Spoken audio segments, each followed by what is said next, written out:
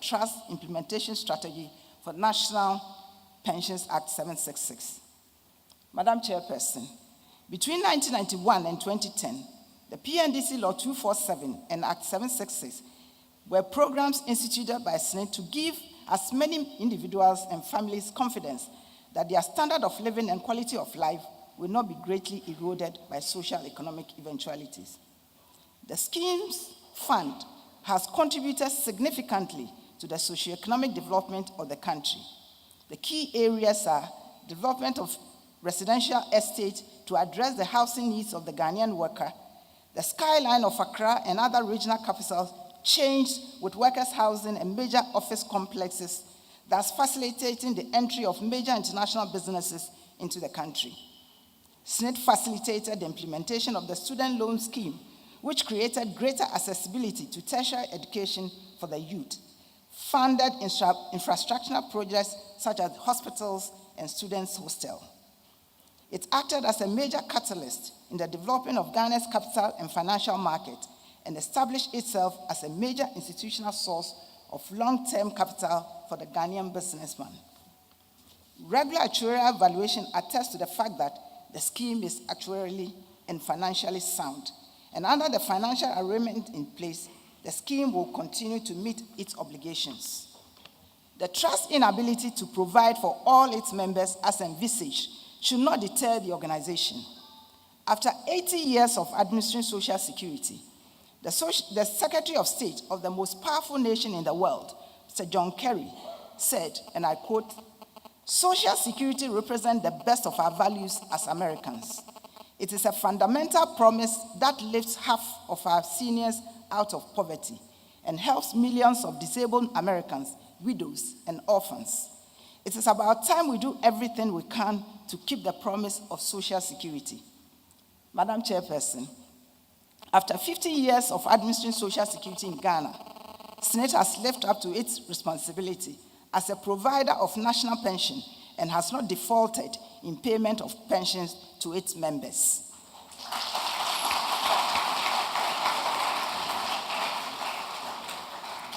Let us therefore not rest on our oars despite the challenges, but continue to do everything to keep the promise of Social Security. Thank you.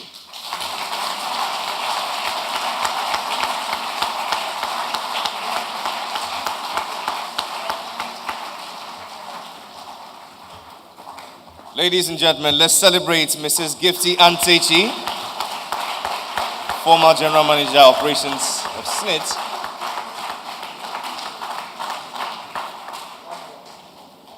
Thank you for giving us a different perspective as opposed to the doom, gloom, and all that we experienced from the past. But one question remains unasked, and I believe you also have that on your minds. It's said that when things change, the more things change, the more they stay the same. I followed from the past the discontentment and dissatisfaction of various labor unions, which culminated in the PNDC law and now has also led to the revised law. And I think it's the same thing. But maybe that's my thinking. What's yours? For the next few minutes, I entreat you to please pick those slips and pen down your questions, your comments, and the like. And when we come to discussion, I believe it will be enough fodder to generate discussion. But speaking to us now on Social Security, the way forward, is a man who has established a solid reputation for integrity and excellence. He's a man of faith, he's a man of character, and he's a man of purpose. I give you the former rector of the GIMPA, Professor Stephen Adeh.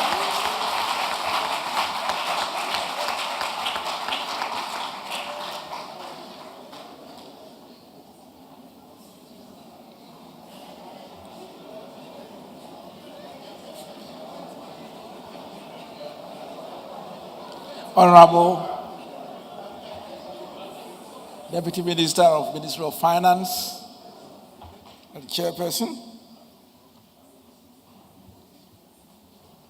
Honorable Baba, thank you for coming and gracing this occasion. sitting before me, distinguished elders, Honorable Hyde has been from a distance my mentor for many years, and on few occasions having had opportunity to serve under.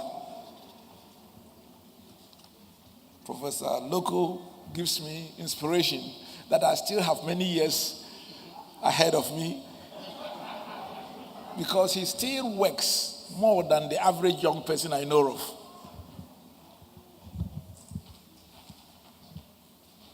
Distinguished ladies and gentlemen, let me thank you for the invitation. When I looked at it and I was speaking with two former senior members of Senate, I felt, quoting David, that has set a table before me in the presence of my enemies. Because they know more than me. So I would dare not try to follow them, especially not in time. They took. And I could see that the chairperson is happy that I'm promising I wouldn't take that long. And therefore, I will not go over anything they have already said, and especially Gifty has gone over, because the basis of mine was the 208 law, which has been well exposed. Let me take this opportunity on behalf of Ghanaians and pensioners to wish Senate happy half century.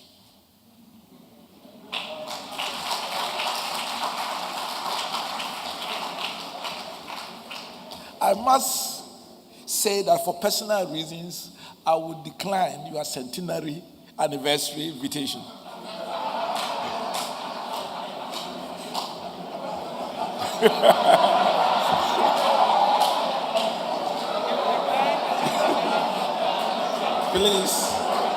Please, I have 30 minutes. But before you count me out, my father died at 115 years. And in the next 50 years, I will be only 117, only 2 years older.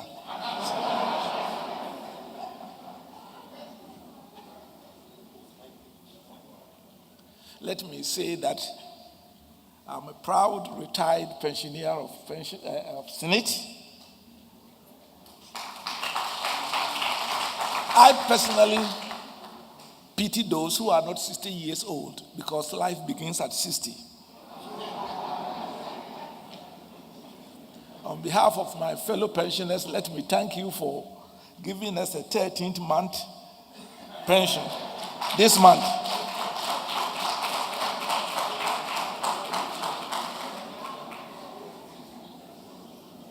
I contributed to Senate for 21 and a half years because of my diasporan days. Because in 1985, I left for the Commonwealth and the United Nations, came back only for 9 years at GIMPA.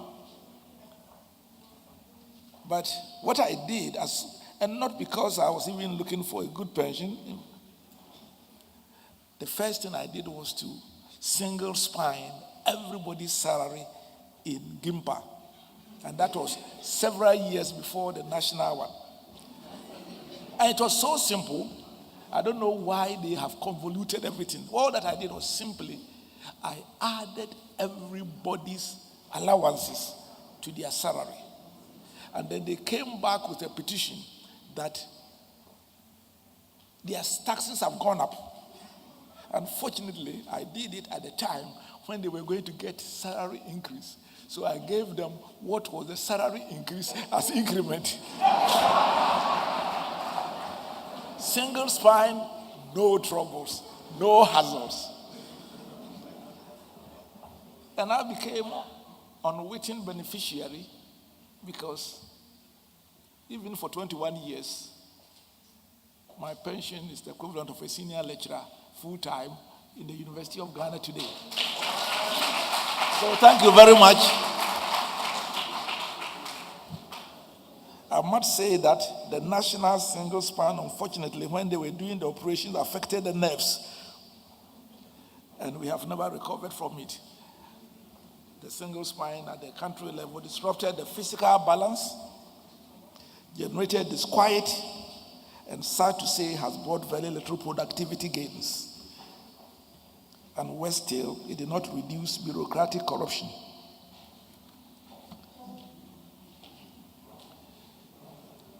I must say that all those who are here listening, especially the media, when we finish, there will be no sound bites. So you better listen carefully. And surely, no comment on parliamentary corruption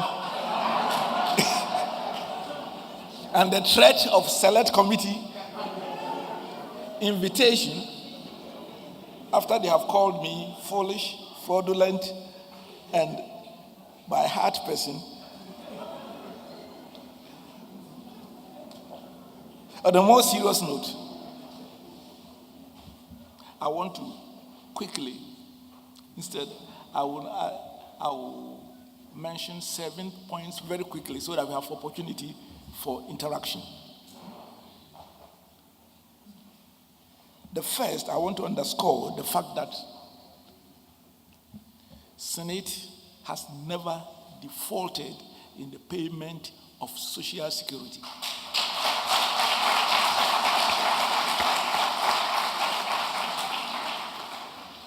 And all independent actuarial assessment shows that there's no problem with anybody's pension up to 2030. And that doesn't mean for those who are listening that after 2030 there will be a crash. The actuarial things are done periodically, and that's where it has gone. And there's no cause for alarm.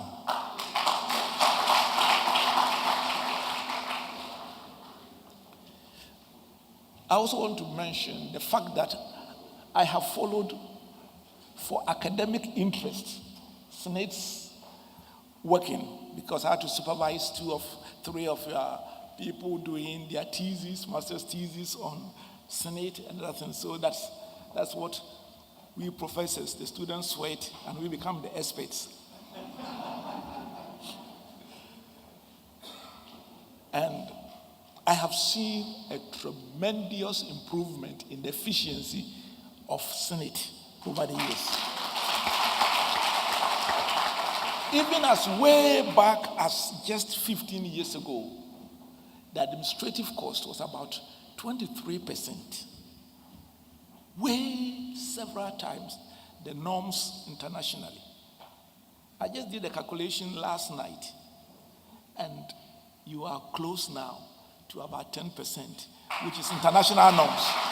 Very, very tremendous achievement, and I thank the OSEIs and all of those who over the years have contributed to that progressive efficiency gains. It's one of the areas that is worth celebrating on your day. Let me also say, thirdly, to underscore that despite all the sterling achievements of Senate in the real estate sector, in the financial sector, in education, and Gifty has already listed them, so it shouldn't make you ahead. I won't go into the details. I'm doing only the introduction of and the summary of what I wanted to say, so don't worry, I'm not going to read it all. Senate as a social security, as a pension scheme, has not contributed as much to the economy as its potential should have enabled it. And that has been the result of 2 major phenomena. One, which is now, hopefully, is the thing of the past, was the inefficiencies of Senate itself, which constrained this impact, but largely also because of political interference. And I think that it's high time that the government the government, you must be very careful. We are not talking about one region. Why are you laughing? Watch your mouth. Have unduly interfered in Senate's operation in the past through the type of appointments to the board in an attempt to direct investments, and especially in not honoring its contribution. The public sector employees being a very significant part of the contributors, and that has constrained the contribution of Senate. When I come to the way forward soon, Senate must be allowed to operate as a pension scheme in which the government should have an interest, because the failure of it will be the people and they will march on the government. However, Senate pension belongs totally and exclusively to the contributors and not to the state. And I think it's important.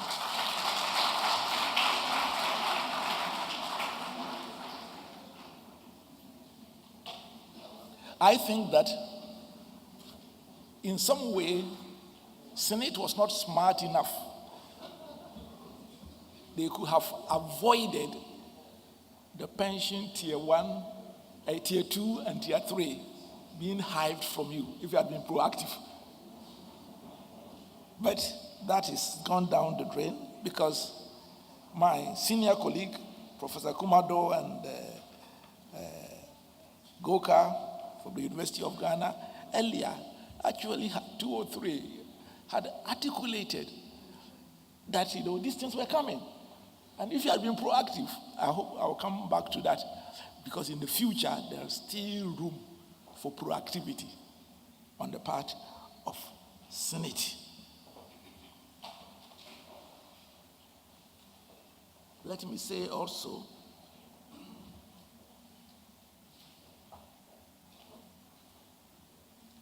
that the workers of Senate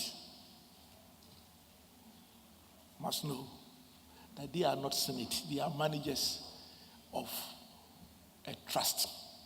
And I think it's very, very important. When I was younger, the bad old days, there's one thing I never forget. A cousin of my wife's father from Latte chased his contribution, his pension, for months on end. And one day coming, she was knocked down by a car and died. So never. I know we are not there. And things have improved, and I'll come back to that soon. But my house manager retired in April. It still took about 4 months, having worked in Gimpa for 10 years before. And so there's room for that.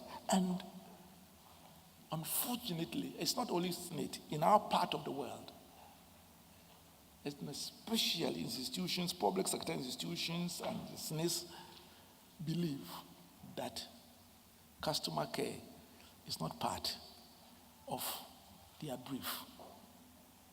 You go to Lands Commission, go to Passport, go to anywhere else. I believe that any managing director of any institution in whose office 30 people line up must be caned. Yes, must be caned.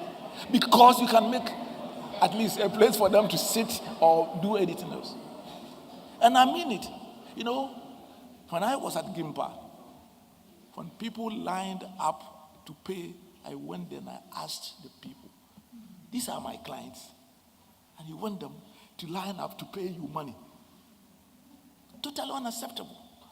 So that's, but let me mention a few things forward. I think that first of all, you have done extremely well, and since 2010, even better in automation of your systems.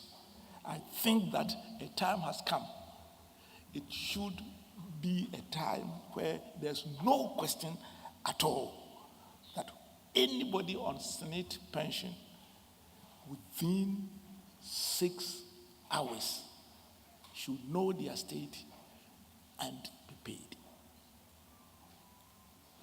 I went to one day, I visited after leaving the United Nations. My wife, having worked there or in the United Nations, International High School had a little pension. We went to an office. Within 1 hour, they say, what is your account number? The money will be paid. And we left. That's it. It was done.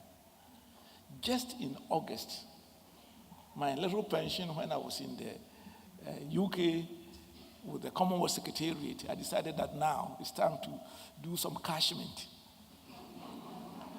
Because they had changed the law.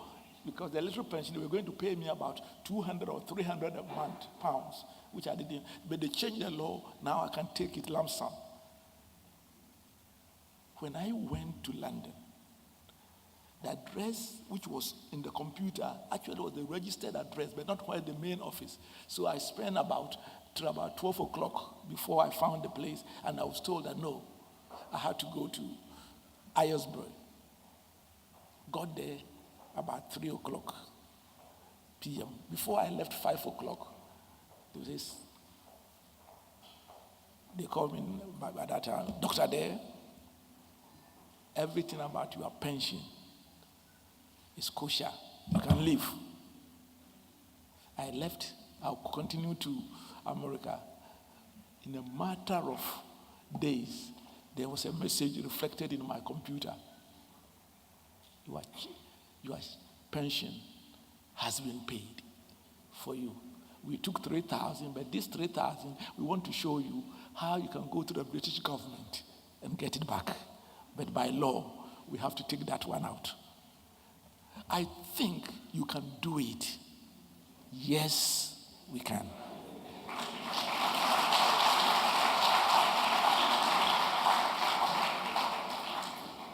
Number two, I think that you have one of the tremendous improvement is that the return on your investment now has moved to the pathway level to about 30%. And to me, for about 5 years, you are having real returns between 12 and 15%. It's tremendous. Because given all the circumstances, I believe that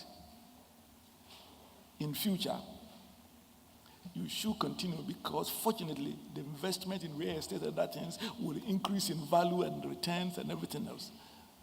I would think that beyond 2010, you shouldn't go by the law. If you are able to make actually higher returns, return them to the pensioners. And in other words, when you review your actuary and there is a higher return, and you can do it, I think that hopefully with more transparency and less government interference, and hopefully after this year, the Ministry of Finance will ensure that the contributions of the public sector comes on time. I didn't say anything. I didn't say anything. You will be able to do a much more efficient investment and even increase your returns. I believe that going forward, there must be another amendment about the governance of the law, about the governance. At this moment, I think that there's too much people at that level on the representational basis, rather on the basis of their technical competence. And I believe that especially labor, as labor's representatives are here, when we say labor's representative, doesn't mean that some trade union person must go and sit on it. It's important for the workers to make sure that the labor appoint people, actuaries, accountants, strategists, to go there, and not that they represent labor on it. And because the quality of the trust of the trustees is very, very important. And actually, the government also, for its 3 members, I think for the independence of the board, should go for more independent people. We won't question the competence.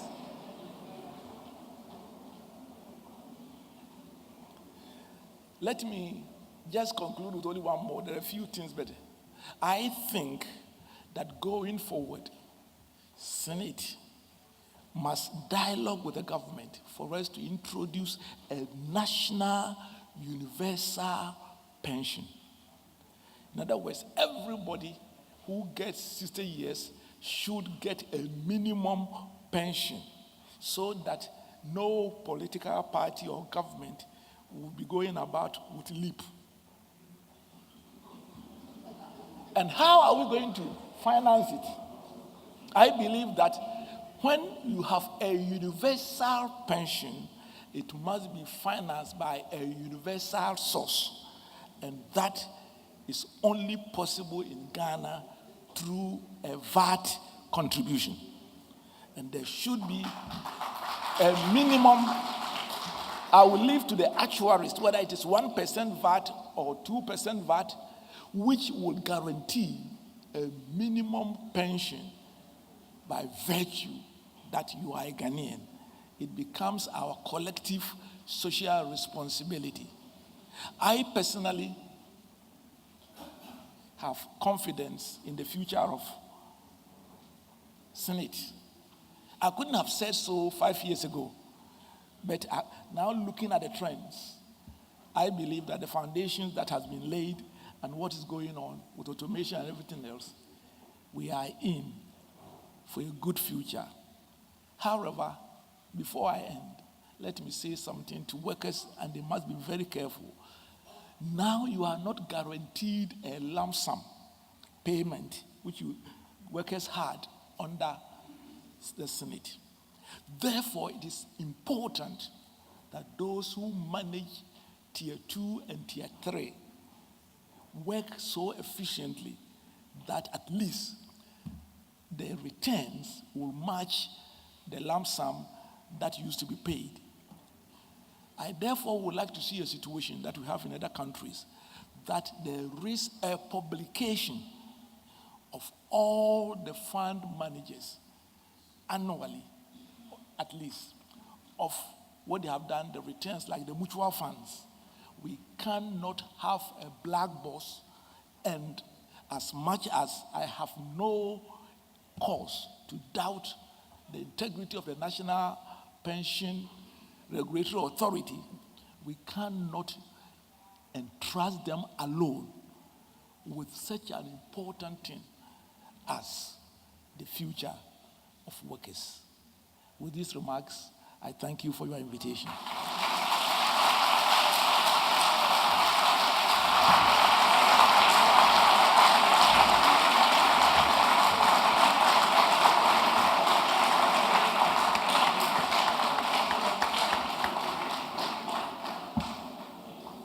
I should have added that he is armed and dangerous.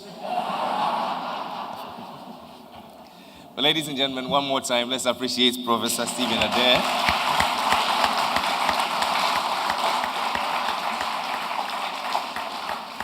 So it's a vote of confidence for the Social Security and National Insurance Trust. All is well. We've had a retrospective glance, an introspective glance, and a speculative glance. Now is the time to hear from you. May I now ask that we collate all the various sheets for us to be able to gather enough information for discussion.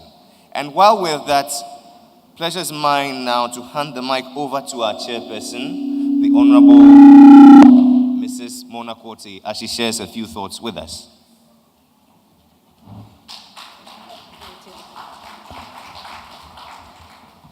Thank you very much, Jerry. My few thoughts are that this afternoon has been very worthwhile. We've listened to the past. We've listened to an institution that has transformed itself. And therefore, I agree with Prof when we say, yes, we can. SSNIT has come a long way. And today, you're as bright as your orange shirts. You've done very well. You've improved on a lot of your statistics. You've improved on your business practices. You've gotten closer and closer to international best practice. And Ghana is proud of you. I think that some of the comments that have been made today are not to make you feel sad or depressed, but to encourage you to even do better. Because you have come into the workplace at a time of higher IT knowledge. And therefore, you should be able to use that to create even more efficiencies. I'm glad to say that government being the largest employer, and therefore possibly the largest contributor, I want to assure Prof and all other pensioners that government is now almost up to date with all its payments. Very little arrears. Government appreciates that it is important to keep the trust alive by paying into it, and therefore we've done just that. And I'm glad that even though Prof is an advisor to the minister, that he did bring it up just to air it so that I could say that it's been done, so we can check that off the list. So I'm glad that has happened. I'm glad that with the introduction of the better business practices, the IT systems, so that we don't have those nightmare years anymore where you print loads of information which don't make sense to anybody at the end of the day, but that today the information you print is relevant to the lives of people. I'm glad that for the workers who contribute into the trust, that there is a minimum payment to them. And this year, I want to say thank you to the management of SSNIT for pushing and making sure that we gave that 1 month payment to every pensioner for that amount of 230 Ghana cedis. That was very kind of management, and they felt strongly about that. We thank you for your graceful patience, as Mr. Lote Papo said. That patience that you need to be able to collect contributions from all employers. Because if you don't collect again, the trust is at risk. So we really are grateful for the fact that you do collect on their behalf, be able to invest it. So again, I want to say thank you to the investment managers and to the heads of the investments that SSNIT has made, whether 100% or partially. And the fact that we have gone up the learning curve. We have learned as the years have gone by those investments that have done well and those that haven't done so well, so that we know that we don't go back. I'm glad when Prof mentioned that now we are making real returns. It's no more just a big number that has no meaning, but that it's real.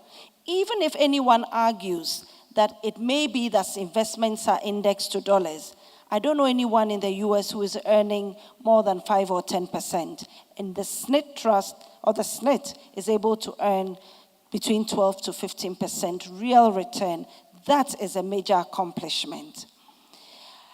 In terms of people, we continue to hope that the older generation, as has happened this afternoon, will continue to pass on knowledge and experience to the younger ones, that the trust itself continues to hire younger people, but make sure that those who are leaving impart the knowledge to those who are coming in, and do that selflessly so that the trust will continue to benefit from the experience that it has gained and move even to higher levels. There was something that was mentioned. I believe, it was the laws. We moved from CAP 30 to 247? I always remember it as 247. And then now we are at 766. And that was because there was a commission, the Bediako Commission, that sat and reviewed some of the unhappiness or the concerns. And so therefore it is good that sometimes concerns always rise to the top so that they can bring solutions. Now we have a 3-tier system. Again, we see SNIT being so strong that they even have to help the regulator to settle in. And that, I think, is a major achievement.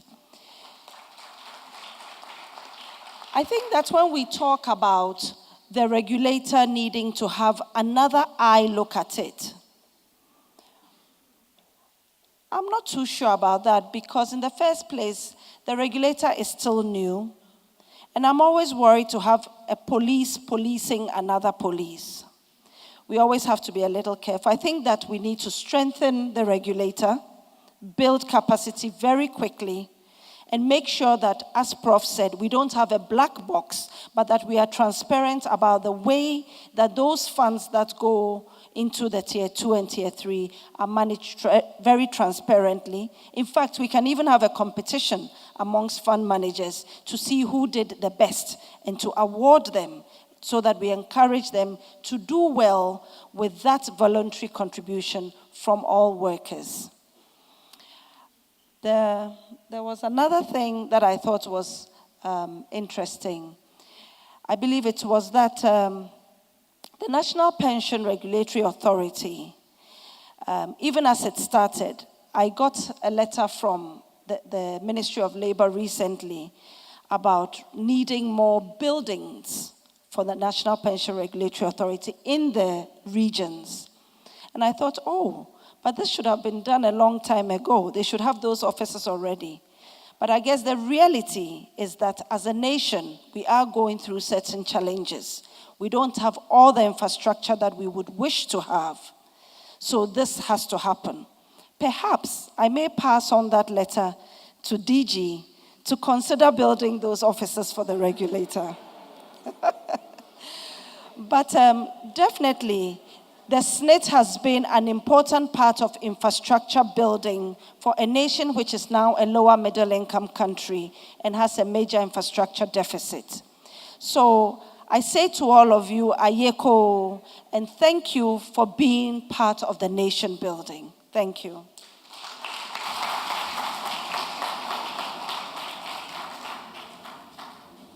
Thank you very much, Madam Chairperson, the Honorable Mrs. Mona Korte, Deputy Minister of Finance. Can we please have the cheats now? And ladies and gentlemen, it's our belief that with you writing your questions, your comments, and suggestions, it will go a long way to inform decisions that will be taken in respect of the way forward. Kindly raise your sheets so that they can obtain them, please. Okay, let me have this for now.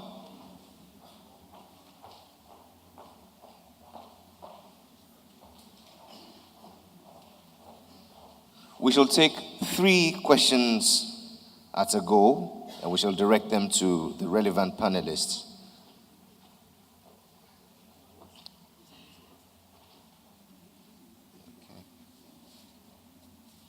This is from Shepherd Elijah. The shepherd asks, how true is it that this current government has mismanaged some huge amounts of the pension fund? Well, I would have been glad if you had addressed it to somebody. The second one says, a newspaper publication says it is not time for the 50th anniversary. Is it true? Is it the month which is incorrect or the year? The Daily was Ghana's graphic. Merci. I don't think this reflects the discussions that have gone on here. SNIT's investments in the PFs are good, but why not in the following?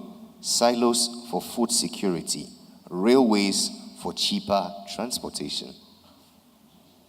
And the last one we shall take for this round. Please educate us on the variations in the voluntary pension with respect to the entitlements. So 3 questions. May I humbly submit them to our chairperson for distribution?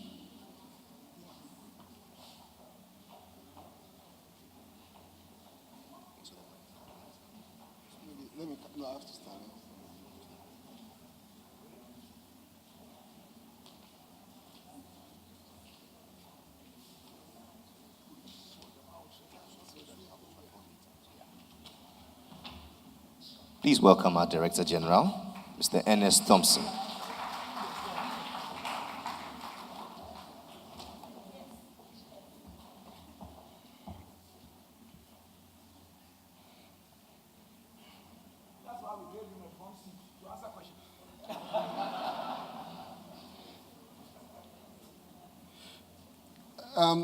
Good evening once again.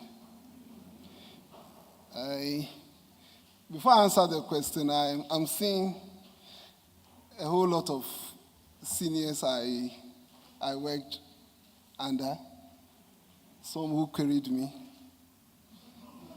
some who made sure that I was always on the correct path, and some who taught me a lot. And I think it's fair to say a big thank you to all of them for all that they've done for SNIT in bringing us far today.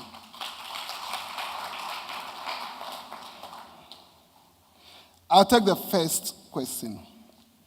How true is it that this current government has mismanaged some huge amounts of the pension fund? Let me make it quite clear that there has been no mismanagement of the pension fund by the government. The system we have now, as we've always had, is a board of directors and a board of trustees, and they take all decisions so far as the funds of the trust is concerned. Under no circumstance would we have a situation in which the government would interfere to mismanage any fund. Indeed, my predecessors here will confirm that at any time we need to engage with government on issues, it's done through a series of negotiations until we come to an amicable settlement of the issue at hand. The question was not specific as to what amount they were talking about, which specific fund, so I cannot be specific. But I can assure everybody present that this current government, so far as I'm concerned, I do not have any evidence of they having mismanaged any funds of us. Indeed, to the contrary, what has happened is that for the first time in so many years, the amount actually owed to SNIT by government is quite minimal compared to what has been the case over the years. A portion of the debt, the usual contributions were converted into bonds, which is not new. It's happened over the years. And in such cases, at times, SNIT itself desires that a portion of contributions should be converted into bonds. And what was converted recently, the terms are being fulfilled. We started receiving the payments for the bonds which were converted, for the bonds which were created. And periodically, we do receive the contributions. The amount of contributions outstanding from the government side is not so much. If my memory serves me right, it might be for 2015, Mr. Nabla, if I'm right, about 2 months contribution arrears. But it's not new. But we do hope that it will be paid. And usually government will pay it. It's always better when government owes you than when you are owed by any other person, because eventually you'll be paid. Then the second question is, SNIT investments in the PFS are good, but why not the following? Silos and food security, railway, and cheaper transportation. I'll answer this question by saying that, and like Prof did say, we would always desire to play a further role in the development of the country. As a social security fund, which has funds for long-term investments. And therefore, at any point in time, in accordance with our asset allocation policy, we are always prepared to accept any investment proposal which will come. It will be analyzed well, it will go through the board, and if it's seen to be in accordance with our asset allocation policy and it's a bankable project, we will take it up. Please educate us on the various